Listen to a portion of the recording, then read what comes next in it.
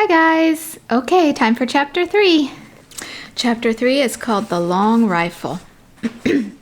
Every evening before he began to tell stories, Paul made the bullets for his next day's hunting.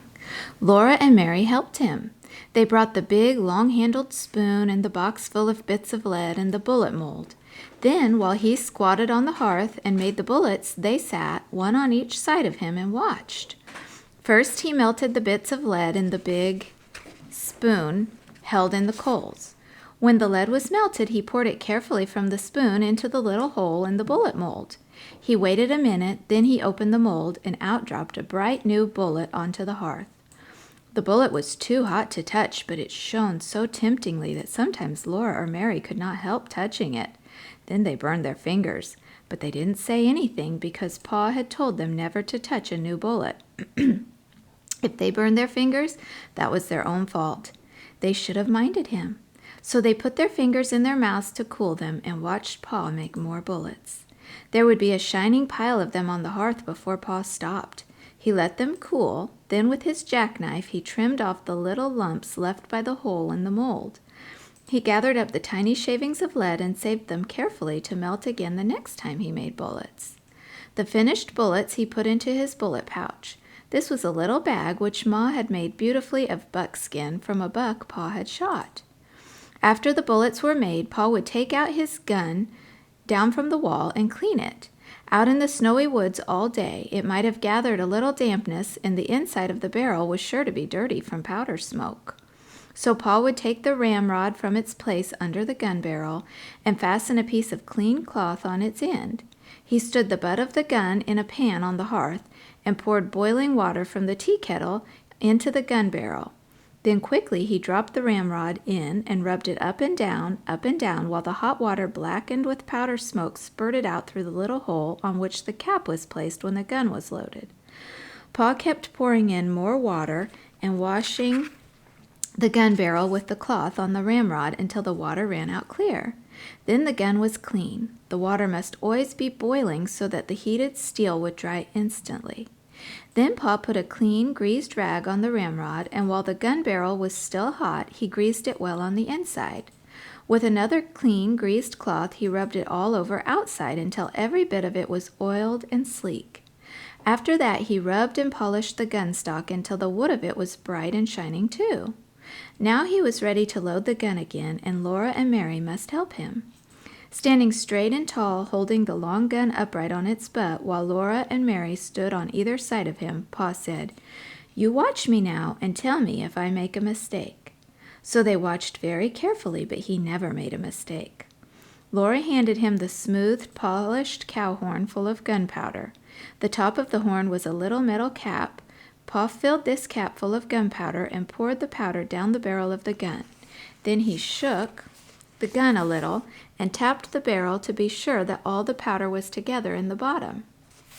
"Where's my patch box?" he asked then, and Mary gave him a little tin box full of little pieces of greased cloth.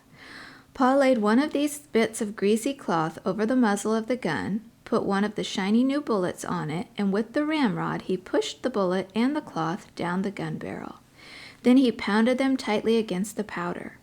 When he hit them with the ramrod bounced up in the gun barrel, and Pa caught it and thrust it down again. He did this for a long time. Next, he put the ramrod back in its place against the gun barrel. Then, taking a box of caps from his pocket, he raised the hammer of the gun and slipped one of the little bright caps over the hollow pin that was under the hammer. He then let the hammer down slowly and carefully. If it came down quickly, bang, the gun would go off. Now the gun was loaded, and Pa laid it on its hooks over the door. When Pa was at home, the gun always lay across those two wooden hooks above the door. Pa had whittled the hooks out of a green stick with his knife and had driven their straight ends deep into holes in the log. The hooked ends curved upward and held the gun securely. The gun was always loaded and always above the door so that Pa could get it quickly and easily any time he needed a gun. When Pa went into the big woods, he always made sure that the bullet pouch was full of bullets and that the tin patch box and the box of caps were with it in his pockets. The powder horn and a small sharp hatchet hung at his belt, and he carried the gun ready loaded on his shoulder. He always reloaded the gun as soon as he'd fired it, for he said he did not want to meet trouble with an empty gun. Whenever he shot at a wild animal, he had to stop and load the gun, measure the powder, put it in and shake it down, put in the patch and the bullet and pound them down, and then put a fresh cap under the hammer before he could shoot again.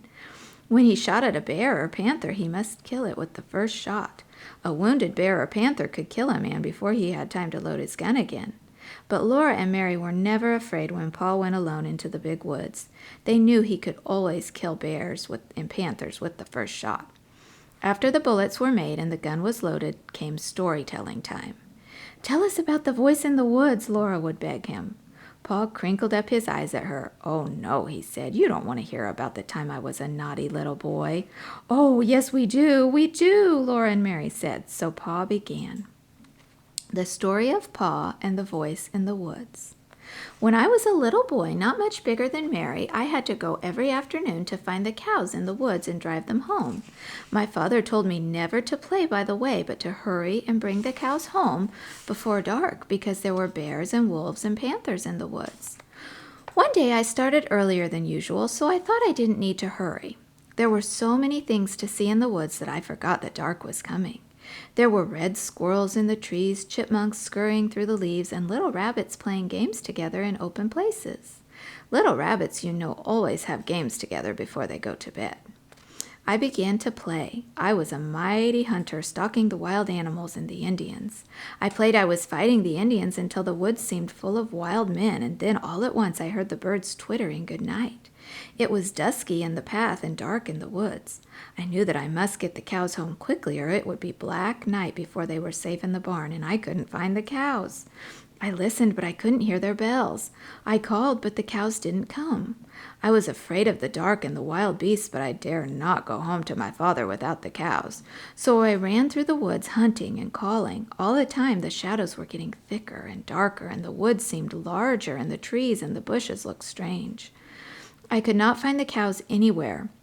I climbed up hills looking for them and calling. I went down into dark ravines calling and looking. I stopped and listened for the cowbells, and there was not a sound but the rustling of leaves. Then I heard loud breathing and thought a panther was there in the dark behind me, but it was only my own breathing. My bare legs were scratched by the briars, and when I ran through the bushes, their branches struck me, but I kept on looking and calling, "Suki, Suki." I shouted with all my might. Right over my head, something asked, "Who?" My hair stood straight on end. "Who? Who?" the voice said again, and then how did I run? I forgot all about the cows. All I wanted was to get out of the dark woods, to get home. That thing in the dark came after me and called again, "Who?" I ran with all my might. I ran until I couldn't breathe, and still I kept on running. Something grabbed my foot, and down I went. Up I jumped, and then I ran. Not even a wolf could have caught me. At last I came out of the dark woods by the barn. There stood all the cows, waiting to be let through the bars. I let them in, and then ran into the house. My father looked up and said, "Young man, what makes you so late? Been playing by the way?" I looked down at my feet and then saw that one big toenail had been torn clean off. I had been so scared that I had not felt it hurt until that minute. Pa always stopped telling the story here and waited until Laura said, "Go on, Pa, please go on."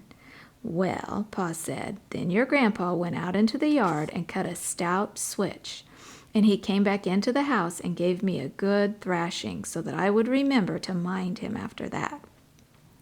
"A big boy 9 years old is old enough to remember to mind," he said. "There's a good reason for what I tell you to do," he said, "and if you'll do as you're told, no harm will come to you." "Yes, yes, Pa," Laura would say, bouncing up and down on Pa's knee. "And then what did he say?" "He said if you'd obeyed me as you should, you wouldn't have been out in the big woods after dark, and you wouldn't have been scared by a screech owl." And that's the end of chapter 3.